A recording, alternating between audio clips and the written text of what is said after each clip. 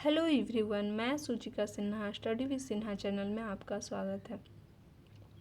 Previous year question करा रहे हैं जो कि पेपर 2 का है। इसके पहले क्वेश्चन भी कराए हैं जिसमें एक पेपर 1 और पेपर 2 का कराए हैं। तो ये 4 जनवरी 2022 का है। इसके पहले मैं 4 जनवरी 2022 का पार्ट 1 में किए थे जिसमें 15 क्वेश्चन था, है ना। और जैसा कि हम लोग जानते हैं कि CDP का क्वेश्चन हम करा रहे हैं जो कि सीटेट 2022 में पूछा था, उसी का क्वेश्चन है। CDP का क्वेश्चन है जो 30 सिलेबस में आती है। ऐसा नहीं है कि दोनों अलग होता है ना। पेपर 1 पेपर 2 दोनों में CDP का जो लेवल होता है थोड़ा हाई और थोड़ा लो होता है, पर CDP दोनों में 30-30 अंकों की पूछी जाती है। अगर पेपर 2 कर लेते हैं तो पेपर 1 तो CDP अच्छे से बना लीजिएगा, इसीलिए हम पेपर 2 करा रहे हैं कि आपका पेपर 1 भी इसी के साथ साथ सॉल्व हो जाएगा। ओके, तो इसके पहले मैं पेपर 2 कराई थी 4 जनवरी 2022 का, जो पार्ट 1 में 15 MCQ था और आज पार्ट 2 है जिसमें 15 MCQ होगा। ओके, तो ये पार्ट 2 है। इसके पहले मैं पार्ट 1 कराई थी जिसमें 15 MCQ था, जो कि प्रीवियस ईयर में पूछा वही क्वेश्चन हम करा रहे हैं, ठीक है। अलग से नहीं, अलग से इसलिए नहीं कि प्रीवियस ईयर ज़्यादा इम्पॉर्टेंट है सीटेट के लिए। आप सीटेट पैटर्न देखिए, क्वेश्चन आप यही प्रीवियस ईयर करते जाइए, बहुत सारा क्वेश्चन रिपीटेड मिलेगा और देखने को मिलेगा। देखिए 16 नंबर क्वेश्चन ही चलिए तो देखते हैं। समावेशन, जो कि इसके पहले भी हम समावेशन की बात किए हैं। तो आप अगर समावेशन समझ रहे हैं तो फिर आप इसे तो बना ही लीजिएगा। और इसके हम मेरा चैनल पे ये भी डाला हुआ है इंक्लूसिव एजुकेशन का, जिसमें बताया गया, उसको आप देख लीजिए जिससे कि साथ ही आपका कॉन्सेप्ट है जो समावेशी शिक्षा के बारे में क्लियर हो जाएगा, है ना। चलिए क्वेश्चन चलते हैं। आज का क्वेश्चन नंबर 16 में देखिए क्या लिखा है। शिक्षा में समावेशन का तात्पर्य क्या है, ठीक है। क्या है तात्पर्य शिक्षा में समावेशन? शिक्षा में समावेशन का मतलब ही होता है कि सभी बच्चों को एक साथ लेके एक ही स्कूल में उसके नीड के अनुसार इक्विटी पर ध्यान देंगे, इक्वालिटी पे नहीं। इक्विटी मिस होता है कि आप नीड पे ध्यान दे रहे हैं, इक्वालिटी मिस होता है कि आप समान रूप से देख रहे हैं। जबकि समान रूप से क्यों देखेंगे? बच्चा लोग है, उसकी जो अलग अलग क्षमताएं हैं, अलग अलग उसको शिक्षण शास्त्र विधि सारा गतिविधि दे के हम पढ़ाएंगे तो उसकी आवश्यकताएं अलग अलग है, तो उसको अलग अलग रूपों में ही ना देंगे।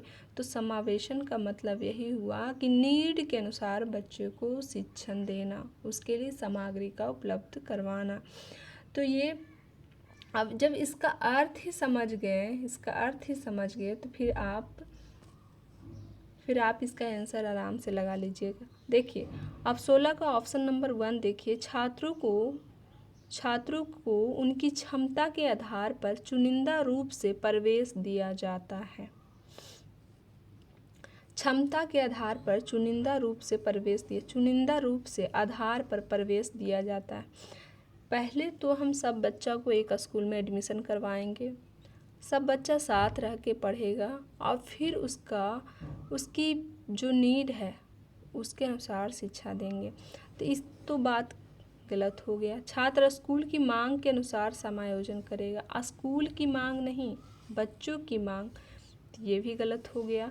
व्यक्तिगत विभिन्नताओं के बावजूद सभी छात्र एक ही स्कूल में पढ़ते हैं, बिल्कुल सही। उनकी व्यक्तिगत भिन्नताएं अलग है। कोई बच्चा है जो विशिष्ट क्षमता वाला है, कोई बच्चा प्रतिभाशाली है, कोई को लर्निंग डिसेबिलिटीज़ है।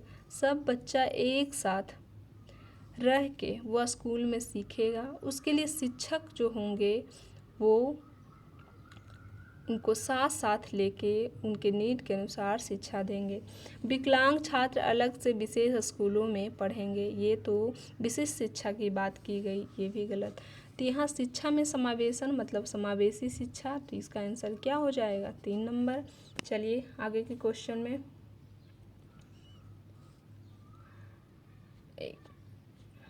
17 नंबर क्वेश्चन है। देखिए, निम्नलिखित में से कौन सी दिव्यांगता लिखित सामग्री को पढ़ने और समझने में चुनौती का कारण बनती है। ये क्वेश्चन है, इसके पहले भी आया हुआ है ये क्वेश्चन। दिव्यांगता लिखित सामग्री को पढ़ने और समझने में चुनौती का कारण बनता है। देखिए, इसमें क्या होता है कि बच्चा जो है, जैसे कि उसको लिखना है, लिखित सामग्री को पढ़ने और समझने में, मतलब लिखा है कुछ, ठीक है, इस तरह से वो लिखा है तो इसको पढ़ेगा मान, या फिर पी लिखा है तो उसको क्यू पढ़ लेगा। तो बच्चा इस तरह से जो पढ़ रहा है ना, लिखा कुछ और है, पढ़ कुछ और रहा है, तो पढ़ने और समझने में चुनौती महसूस कर रहा है, उसे ज़्यादा इफ़र्ट लगाना पड़ रहा है, तो क्या हो जाएगा, पठन वैकल्प डिसलेक्सिया। गुणज वैकल्प डिसकैलकुलिया, जो कि होता है गणित संबंधी प्रॉब्लम आ जाती है उसको। वो भाग को माइनस घटाव समझ लेता है, गुना को जोड़ समझ लेता है, इस तरह का प्रॉब्लम हो जाता है। वो पैसे को भी वो काउंट नहीं कर पाता कि कितने रुपये हैं। ओके। श्रवण बाधिता, जो कि सुनने में दिक्कत। गतिमान दिव्यांगता, जो कि मोटर स्किल से संबंधित है।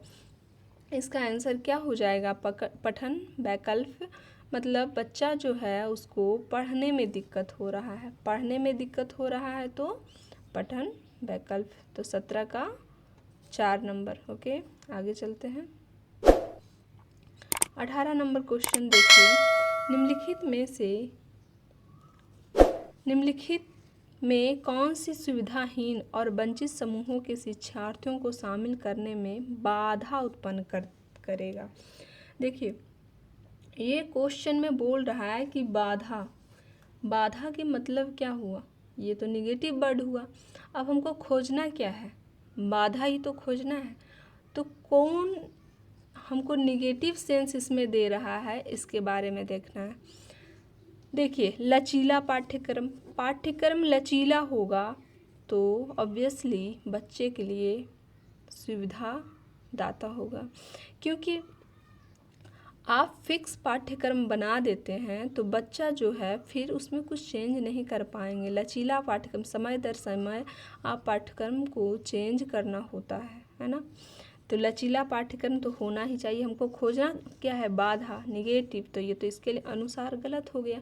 गैर प्रासंगिक सामग्री, ये क्या हो जाएगा, यही हो जाएगा सही। हमको जो भी कुछ भी देना है सामग्री, उसके संदर्भित होना चाहिए, गैर प्रासंगिक सामग्री नहीं होना चाहिए। शिक्षार्थी केंद्रित शिक्षा शास्त्र, बाल केंद्रित शिक्षा शास्त्र पर तो जोर दिया ही है, जिसमें कि बच्चा के बारे में, बच्चा को सेंटर में रख के उसकी डेवलपमेंट की बात करते हैं, है ना। तो ये तो इसके अनुसार गलत हो जाएगा, नेगेटिव खोजना है, क्योंकि व्यापक मूल्यांकन, ठीक है, तो ये तो सही हो जाएगा। आप मूल्यांकन करें व्यापक रूप से, सारे जो पक्ष है, हम सारे पक्ष में उसका डेवलपमेंट होना चाहिए, तो व्यापक मूल्यांकन, तो ये पॉजिटिव वर्ड है। तो 18 का क्या हो जाएगा, 2 नंबर। ओके, आगे चलते हैं। क्वेश्चन नंबर 19 देखिए, शिक्षकों द्वारा विविध शैक्षणिक रणनीतियों के उपयोग से निम्नलिखित में किन छात्रों को समावेशन में मदद करेगा। आप फिर आया वर्ड समावेशन, फिर कुछ नहीं देखें, समावेशन मतलब ऑल मतलब सारे, जो भी डिसेबिलिटीज़ है, जो भी अक्षमता है, जिस भी तरह की दिव्यांगता है, सारे बच्चे को एक ही स्कूल में लेना है ना।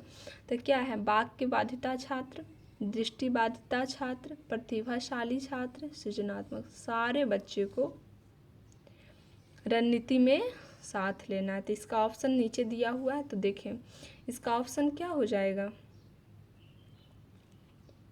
इसका देखिए ऑप्शन क्या हो जाएगा, तो इसका ऑप्शन तो 4 नंबर हो जाएगा। ओके, चलिए 20 नंबर क्वेश्चन देखें।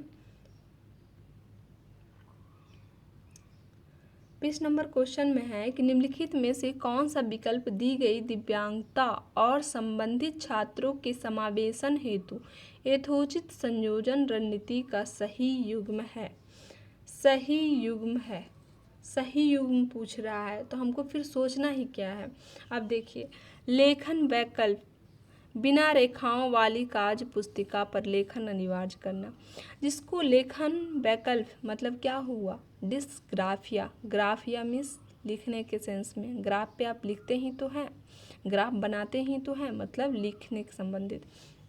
इसमें क्या होता है, बच्चा जो होता है उसको गैपिंग कितना देना है, मात्रा को किस तरह से, मतलब बच्चा गैपिंग जैसे लिखा नेम, तो वो बच्चा क्या किया, एन यहाँ दे दिया, ए यहाँ दे दिया, एम यहाँ दे दिया, ई यहाँ, मतलब कुछ भी कहीं भी छोड़ रहा है, गैपिंग कर रहा है, या फिर दूसरा लाइन में चल गया, छोटा बड़ा लिख रहा है, किसी तरह से भी लिख रहा है कि आप पढ़ नहीं पा रहे हैं उसका राइटिंग को, ठीक है।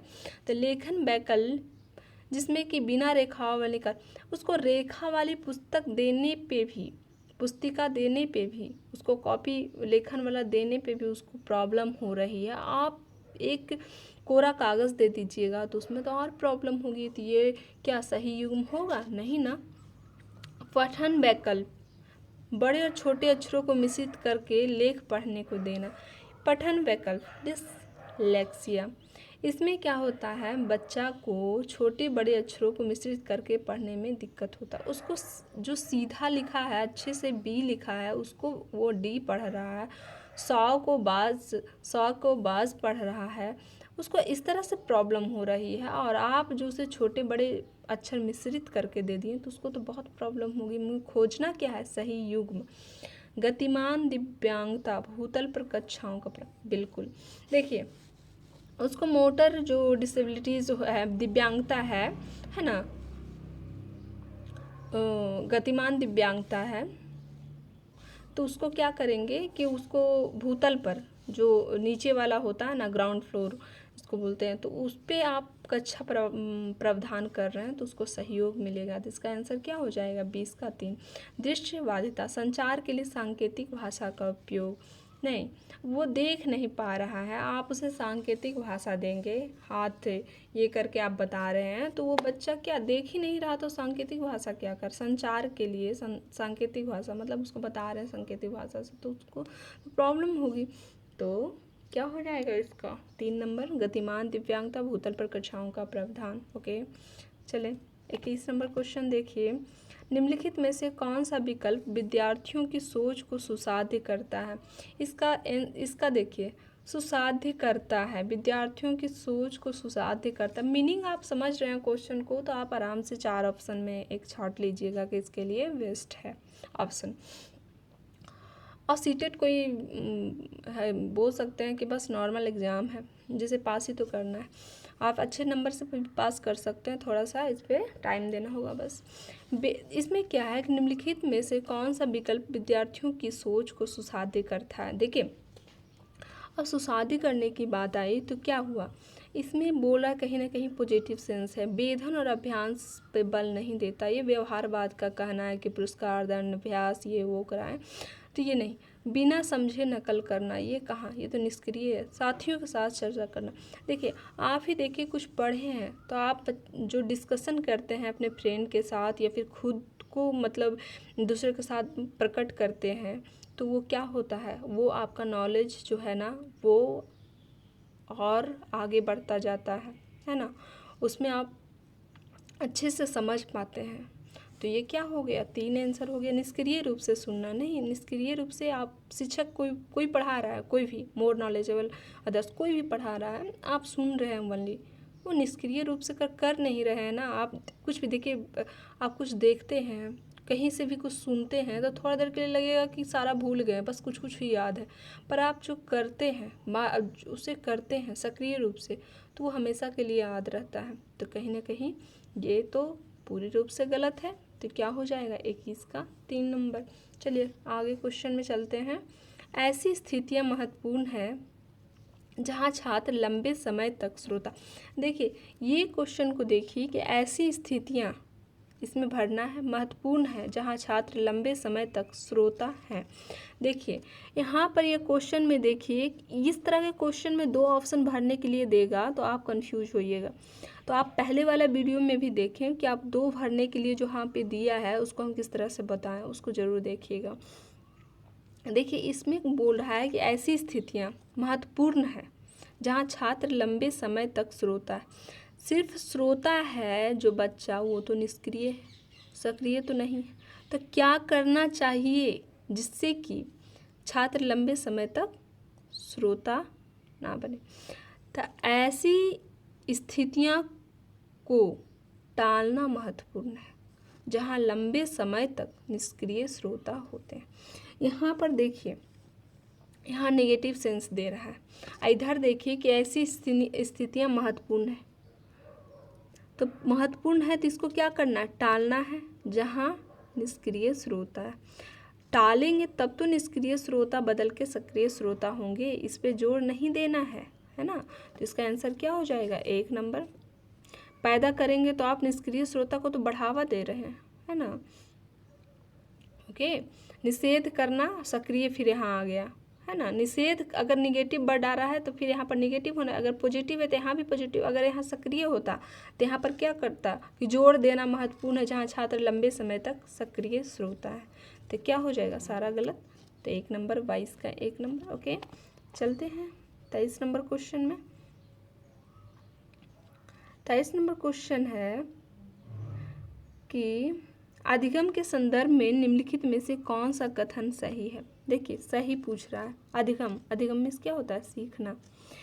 छात्र सबसे अच्छा तब सीखते हैं जब वे सांस्कृतिक रूप से अप्रासंगिक नहीं होना चाहिए, प्रासंगिक होना चाहिए। ये तो गलत हो गया, सही खोजना है। सार्थक गतिविधियों में भाग लेने पर छात्र सबसे अच्छा सीखते हैं। बिल्कुल, गतिविधि अप्रासंगिक नहीं, बिल्कुल संदर्भ में सार्थक होना चाहिए। छात्र सबसे कम तब सीखते हैं जब वे सांस्कृतिक रूप से प्रासंगिक गतिविधियों में भाग लेते हैं। कम बोल दिया, ये भी नेगेटिव हो गया। विद्यार्थी सबसे कम सीखते हैं जब वे सार्थक गतिविधियों में भाग लेते हैं। फिर यहाँ कम आ गया, फिर भी नेगेटिव हो गया। 23 का आंसर क्या हो जाएगा? 2 नंबर। ओके, चलिए 24 नंबर क्वेश्चन देखिए। निर्देश तैयार करते समय एक शिक्षक को यह सुनिश्चित करना चाहिए कि उनके निर्देश, देखिए निर्देश शिक्षक तैयार कर रहे हैं, है ना, जिसमें ये निर्देश क्या हो? बच्चे के हित के लिए हो। तो हित के बारे में सोचेंगे ना। यहाँ देखिए, वर्ड ही आप देख के आप इसको काट सकते हैं। छात्रों को भ्रमित और हतोत्साहित ना करें, ये सबको जरूर पकड़िएगा। यहाँ क्या बोल रहा है? ये सारा निगेटिव है, इसको ना करने की बात कर रही थी, मतलब कि ये पॉजिटिव सेंस निकल रहा है। तो यही तो होगा इसका आंसर। देखिए, पहाड़ की सुविधा ना दे, आप हेल्प नहीं कर, बच्चा कुछ सीख रहा है तो उसको आप थोड़ा मदद देते तो वो इस लेवल तक पहुंच जाता है जो कि यहाँ है। तो कहीं ना कहीं आपको सुविधा देना चाहिए। यहाँ बोल रहा है कि नहीं देना चाहिए। अधिगम को मध्यस्थ ना करे, अधिगम को मध्यस्थ करना चाहिए, है ना, ये भी गलत। अधिगम को स्थानांतर में मदद ना कर। देखिए, आप कुछ भी साइकिल चलाते हैं तो आप स्कूटी चलाने में, आप बाइक चलाने में कहीं ना कहीं आपको हेल्प करती है, कहीं ना कहीं आपको आराम से हेल्प करती ही है दूसरे अधिगम में। तो ये मदद नहीं करती, मदद तो करता है। तो ये भी गलत हो गया। 24 का आंसर क्या हो जाएगा?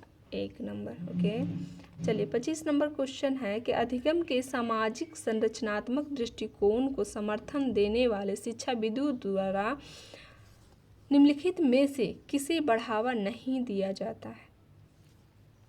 वर्ड देखिए, नहीं, आपको वहाँ पे इस तरह से नहीं लिखा रहेगा, पर आप देखिएगा कि जो क्वेश्चन दिया हुआ रहेगा उसमें देखिएगा नहीं दिया है, बाधा है, समस्या उत्पन्न कर रहा है, नहीं है, इस तरह का रहेगा। तो आप देखें कि इसका क्या। अब नहीं है तो नहीं ही तो खोजना है, नहीं के साथ नहीं जाएगा।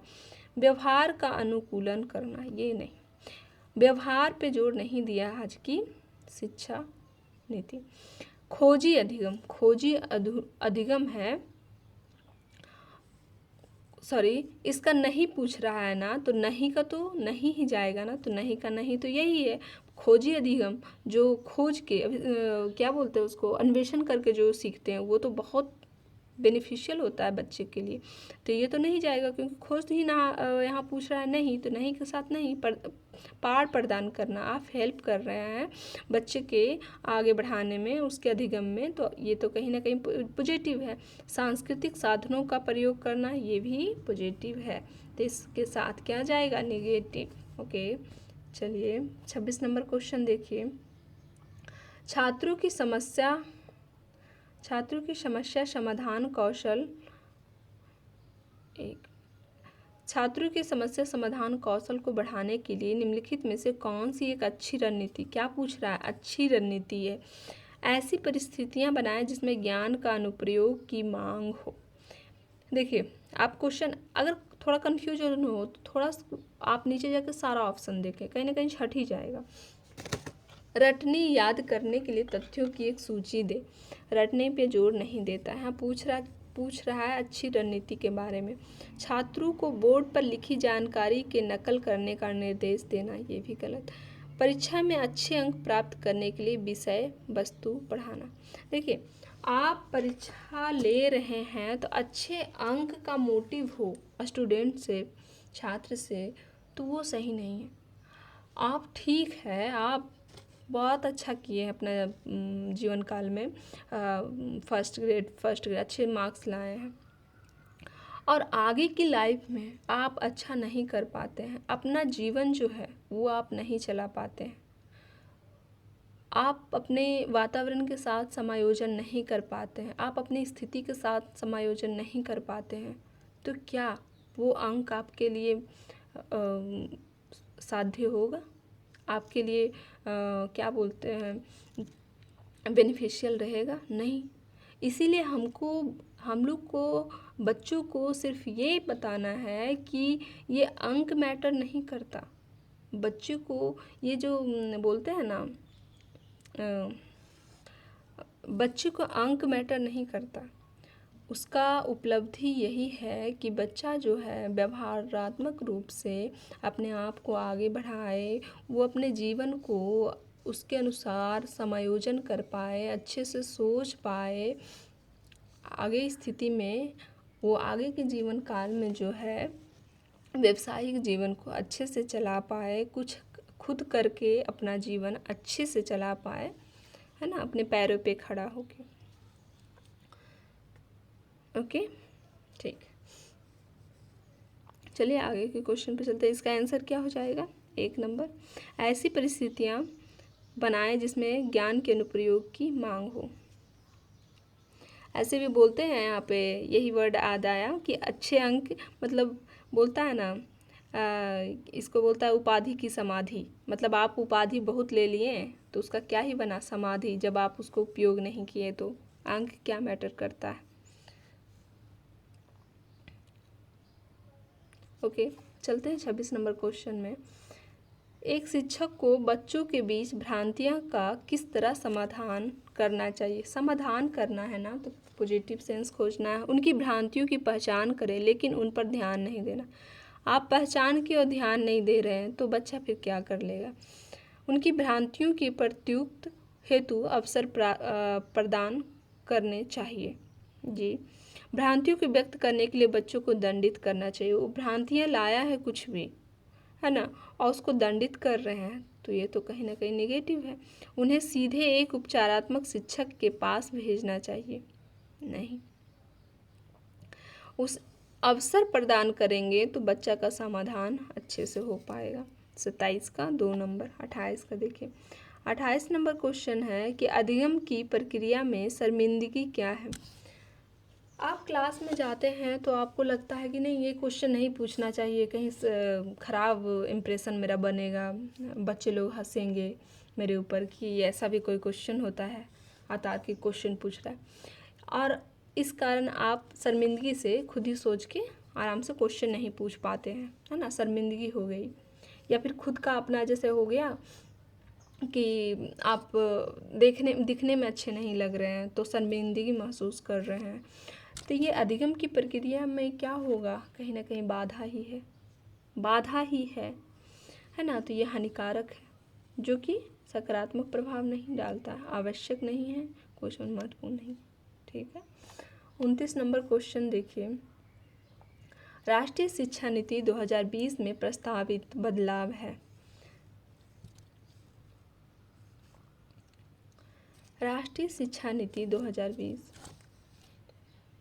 नेशनल एजुकेशन पॉलिसी 2020 में ये बोला है, इसमें ये है मेंशन कि योगात्मक से रचनात्मक की ओर जाना है, पर इसमें ऑप्शन नहीं दिया है योगात्मक से रचनात्मक, तो फिर ये तो रचनात्मक से योगात्मक, ये तो कैंसिल। संरचनाओं की समझ से परीक्षा के लिए सीखना नहीं, परीक्षा के लिए नहीं सीखना है कोई भी चीज़। बहुविषयक से कठोरता नहीं। मानकीकरण से लचीलापन, देखिए मानकीकरण जो फिक्स पाठ्यक्रम है उसके उस ओर से हमको लचीलापन की ओर जाना है ना, तो ये होगा। यहाँ पर अगर यहाँ पर अगर योगात्मक यहाँ पर रचनात्मक रहता, मतलब योगात्मक से रचनात्मक की ओर, तो ये भी होता। मानकीकरण से लचीलापन, ये भी होगा। ओके, तो 29 का 1 नंबर।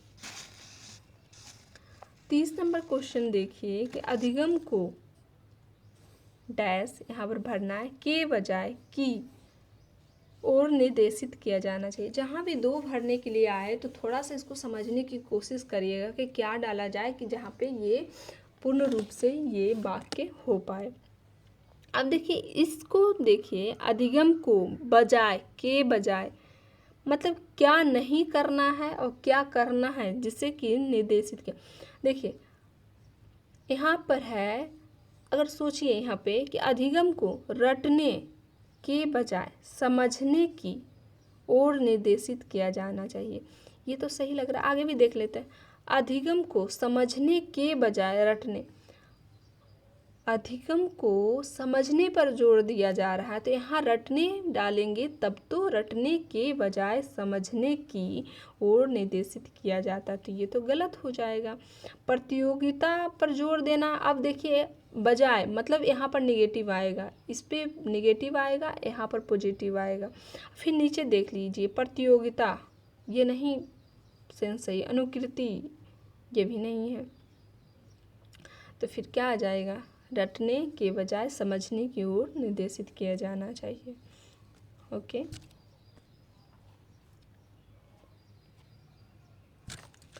Thank you. ऐसे आज ये 4 जनवरी 2022 का जो है पेपर कंप्लीट हो गया है, और आप लोग पहले जो भी प्रीवियस ईयर क्वेश्चन कराए हैं उसे देखिएगा।